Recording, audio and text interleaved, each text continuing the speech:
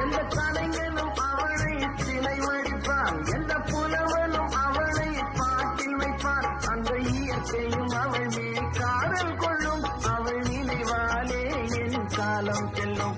நான் பார்த்ததிலே அவள் ஒருத்தியை தான் நல்ல அழகி என்றேன், நல்ல அழகி என்றேன்.